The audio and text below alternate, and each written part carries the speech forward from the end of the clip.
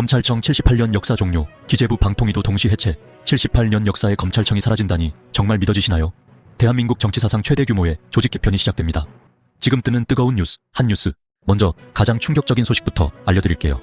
1948년부터 78년간 이어진 검찰청이 완전히 사라집니다. 내년 9월부터 공소청과 중대범죄수사청으로 완전 분리되는데요. 공소청은 법무부 산하에서 기소만 담당하고 중수청은 행안부 산하에서 수사만 전담하게 됩니다. 기획재정부도 18년 만에 분리됩니다. 예산 편성은 국무총리실 산하 기획예산처가, 경제정책은 재정경제부가 나눠서 담당하게 되죠. 이재명 대통령이 기재부가 왕노릇을 하고 있다며 줄곧 비판해온 바로 그 기재부가 드디어 쪼개지는 겁니다. 방송통신위원회도 17년 만에 방송미디어통신위원회로 바뀝니다. 그동안 방통위와 과기정통부가 나눠서 관리하던 방송 업무를 완전히 통합하죠. 잠시 후에는 이 개편이 우리 경제에 미칠 가장 중요한 영향을 공개합니다. 하지만 이 세 가지 개편안에는 공통점이 있어요. 모두 기존 권력 구조를 완전히 뒤바꾸는 것들입니다.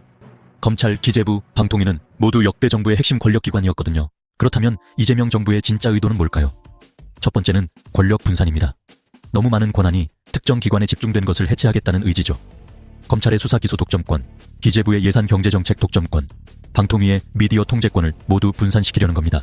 두 번째는 윤석열 정부 잔재 청산입니다. 특히 이진숙 방통위원장, 검찰 인사들은 모두 윤석열 정부의 핵심 인물들이었어요. 이들을 법적으로 퇴출시키면서 새로운 정부의 색깔을 분명히 하려는 거죠.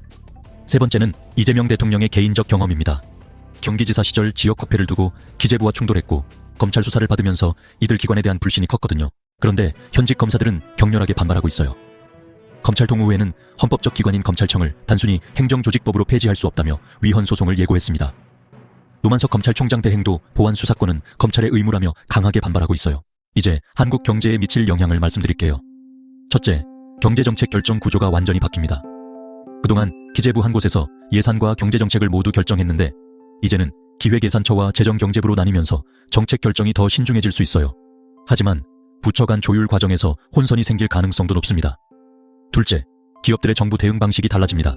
지금까지는 기재부 하나만 상대하면 됐는데 이제는 여러 기관과 소통해야 하죠. 특히 대기업들은 예산 관련 업무와 경제정책 관련 업무를 따로 관리해야 합니다. 셋째, 투자 환경의 불확실성이 커집니다. 새로운 기관들이 정착하는 과정에서 정책 일관성이 흔들릴 수 있어요. 500억 원이 넘는 조직 개편 비용도 국가 재정에 부담이 될 것 같습니다. 결국 이번 조직 개편은 단순한 행정 개편이 아니라 권력 구조 자체를 바꾸려는 혁명적 시도입니다. 정리해드리면 검찰청 폐지로 수사와 기소가 분리되고 기재부 분리로 경제정책 결정 구조가 바뀌며 방통위 해체로 미디어 정책이 통합됩니다. 여러분은 이번 대개편을 어떻게 보시나요? 댓글로 솔직한 의견 남겨주세요.